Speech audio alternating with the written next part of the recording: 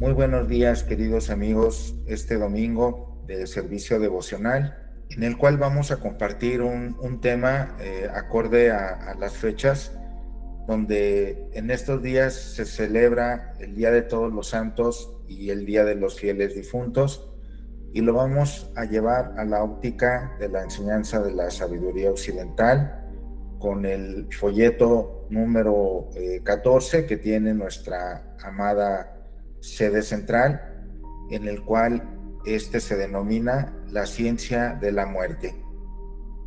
Miedo a la muerte. Cuando se espera el nacimiento de un niño, los padres se preparan para los próximos meses con anticipación, generalmente con la mayor alegría. A veces, toda la familia, especialmente la parte femenina de ella, ayudará a preparar las creaciones más maravillosas para la comodidad del pequeño extraño que aún no ha hecho su aparición. Durante unos años, esta pequeña vida está protegida si tiene la suerte de sentirse atraída por padres que han sido bendecidos con los bienes de este mundo, pero la mayoría se encuentra entre las clases más pobres que no pueden proporcionar al niño las necesidades materiales para su bienestar. Si bien pueden acogerlo y amarlo, aún así sus vidas están más o menos llenas de adversidades y dolores, y el niño llega a la edad adulta o la mujer en medio de las dificultades y el sufrimiento. Sin embargo, con todo este sufrimiento que a menudo hace que el hombre siga adelante en su avance. El escritor visitó a algunos de los inválidos ancianos indefensos y desesperados en uno de los grandes hospitales del condado. Descubrió que varios de ellos miraban la muerte con miedo. Algunos leen repetidamente sus Biblias, pero el miedo a la muerte no se puede quitar.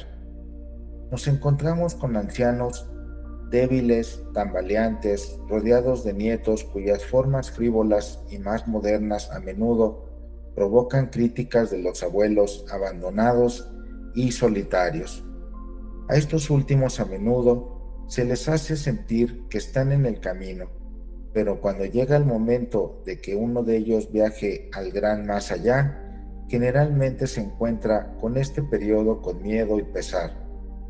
Se llama al médico y a los familiares que en un momento sintieron que el abuelo estaba en el camino. Ahora hacen todo lo posible para evitar la salida de este espíritu al mundo desconocido. ¿Por qué el pensamiento de este viaje a la vida más allá debe estar lleno de tanto horror, especialmente en una nación cristiana que acepta las enseñanzas del gran Maestro, el Cristo, cuya misión en la tierra era quitar el aguijón de la muerte? Muerte como castigo. La historia antigua de la humanidad, registrada en la Biblia desde la época de Adán y Eva, cuando el Señor sacó a la humanidad del jardín del Edén, muestra que la muerte siempre ha estado asociada con la idea de castigo. En el Génesis segundo capítulo 17 versículo, el Señor amenazó a Adán con la muerte si comía del árbol del conocimiento. A lo largo de la historia de los antiguos israelitas, encontramos que su Señor, Jehová, los amenazaba constantemente con el castigo de muerte por sus pecados. Este miedo se implantó en las mentes de estas razas anteriores, cuyas mentes infantiles aún no eran capaces de razonar y que solo podían comprender a través del miedo. No podían concebir un Dios de amor, sino que respondían solo a un Dios enojado que los arrojaría a una oscuridad desconocida por sus pecados. La gente de la antigüedad era muy supersticiosa y usaba una gran cantidad de ceremonias para liberarse de los poderes de las tinieblas. El miedo a la muerte creó en ellos un deseo de preservar sus cuerpos que resultó en embalsamiento de varios tipos. Entre los antiguos egipcios, el embalsamiento se convirtió en un arte.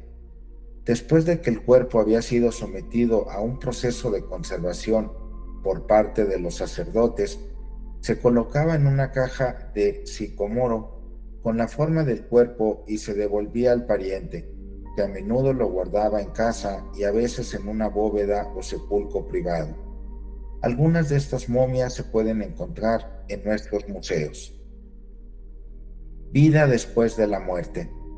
Las ideas de la muerte han sufrido diversas alteraciones de acuerdo con la evolución del hombre, pero el profundo misterio de la vida después de la muerte no fue explicado hasta después del advenimiento de Cristo, quien con su muerte en la cruz trajo al hombre la esperanza de la salvación. En el capítulo 5, versículo 24 de San Juan, de cierto digo, el que oye mis palabras y cree en el que me envió, tiene vida eterna, y no vendrá a condenación, sino que ha pasado de muerte a vida. El apóstol Pablo declara en la segunda epístola de Timoteo, capítulo 1, versículo 9 y 10, Dios nos salvó y nos llamó, no según nuestras obras, sino según su propio propósito y gracia, que nos fue dada en Cristo Jesús, antes que el mundo comenzara, pero ahora se manifiesta por la aparición de nuestro Salvador Jesucristo, que abolió la muerte. Como ha aprovechado el mundo la oportunidad del supremo sacrificio de Cristo para traer al mundo la esperanza de la inmortalidad, ¿ha disminuido el miedo a la muerte? ¿Ha cambiado el método de cuidar los cuerpos de los muertos con respecto al de los antiguos judíos o griegos? ¿La ciencia de la muerte se ha mantenido al día con la evolución? Veamos si un cambio es perceptible. Entre los más avanzados entre nosotros, las túnicas de luto están desapareciendo lentamente. Se ha cambiado el método de embalsamiento, las vísceras y el cerebro ya no se extraen como en los tiempos antiguos, sino que se inyecta un líquido en las arterias principales que evita temporalmente la putrefacción del cuerpo. Pero el miedo a la muerte y el gran dolor aún prevalecen. Se gastan sumas fabulosas en costosos funerales y piezas florales. Esta extravagancia se ha llevado a grandes extremos y se ha convertido en una costumbre que a menudo resulta muy embarazosa para los familiares, que pueden verse restringidos en los bienes de este mundo. Los familiares deben pagar parcela de tierra, el sacristán se paga por cavar la tumba y el enterrador por su ataúd y los medios de transporte para llevar a los familiares al funeral. Además de la pérdida de sus seres queridos, estos gastos del funeral suelen ser una carga para todos los afligidos. También es costumbre que muchos ministros prolonguen los servicios y en su gran celo por los conversos aprovechen esta oportunidad para apelar a las emociones de los presentes, aumentando así el dolor del doliente y fortaleciendo el miedo a la muerte y la vida más allá. Al sacristán se le paga por cavar la tumba y al enterrador por su ataúd, túnica y medios de transporte para llevar a los familiares al funeral. Además de la pérdida de sus seres queridos, los gastos de este funeral suelen ser una importante carga. Desde la Primera Guerra Mundial, la humanidad se ha interesado mucho en la vida después de la muerte. El mundo se ha inundado de libros supuestamente dictados por los llamados muertos, que han utilizado mediums para transmitir su mensaje. Numerosos, a través de su gran dolor y anhelo de comunicarse con sus seres queridos, han rasgado el velo y han podido ver el más allá.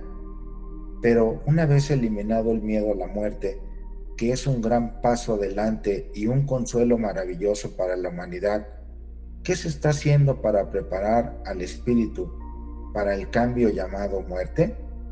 ¿Se hacen preparativos tan cuidadosos para este viaje como para la entrada del espíritu en el cuerpo físico o nacimiento? ¿Se agrada este alejamiento de la vida física con el amor y los buenos deseos de los amigos? Pobre de mí. No, este es el más grande de todos los viajes hacia el hogar del espíritu. Todavía está acompañado del dolor, el camino está pavimentado de temor y lavado de lágrimas. El viajero no es asistido por amor y la alegría que aguarda a su entrada a la vida terrestre. El espíritu entra a menudo en esta nueva vida sin estar preparado, infeliz por el dolor de todos los familiares. Muerte como conocimiento. Puede plantearse la pregunta, ¿qué es la ciencia de la muerte? Responderemos a esto desde el punto de vista Rosacruz. La muerte así llamada no es más que un paso del espíritu a una esfera más grande, un nuevo nacimiento. Debe prepararse con el mayor cuidado. El cuerpo físico no es más que un vehículo que el espíritu usa para adquirir experiencia a esta jornada escolar. Al final de esta vida, el ego debe asimilar lo que ha experimentado y para sacar lo mejor de sus experiencias, debe prepararse ciertas condiciones en el momento de la ruptura del cordón de plata.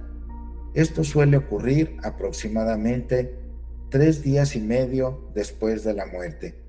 Ahora bien, para explicar por qué el periodo inmediatamente posterior a la salida del espíritu es de vital importancia, debemos comprender que el cuerpo del hombre es cuádruple, que consiste en el cuerpo físico denso, el cuerpo vital, el cuerpo de deseos y la mente o cuerpo mental.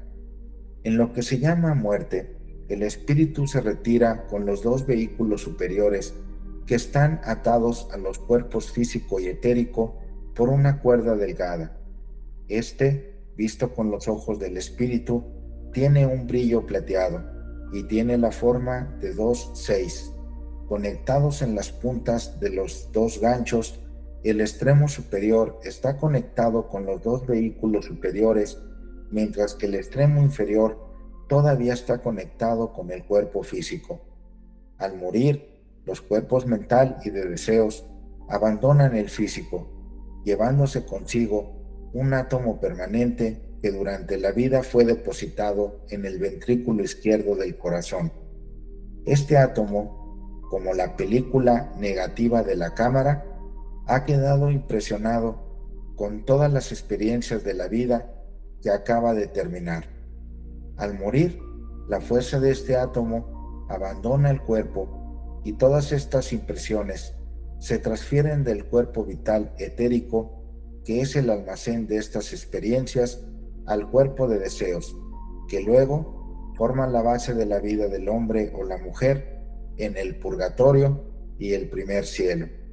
Esta transferencia la realiza el espíritu durante los primeros 3 días y medio después de la ruptura de la conexión entre átomo simiente y el corazón, comúnmente conocido como muerte. Por tanto, podemos ver que la muerte no está completa hasta que haya realizado esta transferencia. La sensación todavía está presente y el espíritu sufre a través de un entorno inarmónico. Puede sentirse algo durante el examen post-mortem o el embalsamiento. Cuando el cuerpo es mutilado o incinerado antes de que se corte el cordón de plata, el espíritu sufre este dolor. Los médicos y los funerarios, creyendo que la persona está ya muerta, por lo general no tratan el cuerpo con el mismo cuidado con el que lo harían si supieran los hechos reales. Se han informado casos en que aquellos cuyos cuerpos fueron mutilados inmediatamente después de la muerte pudieron comunicarse con los que estaban en el cuerpo y se quejaron de haber sufrido. En un caso, una mujer declaró que la habían masacrado y no pudo hacer entender al empresario de la funeraria que podía sentir ese cuchillo. Si se supiera de manera más generalizada que nuestros así llamados muertos pueden sentir el dolor físico hasta cierto tiempo, se suspendería el embalsamiento y se mantendría el cuerpo en hielo. Cuando el panorama de la vida se ha grabado completamente en el cuerpo de deseos y el cordón plateado se ha roto, los dos éteres inferiores del cuerpo vital gravitan de regreso al cuerpo físico, dejando al espíritu libre para continuar hacia los reinos superiores. Los dos éteres superiores se fusionan con el cuerpo de deseos. Cuando el cuerpo físico está enterrado, la parte del cuerpo vital que queda se desintegra sincrónicamente con él.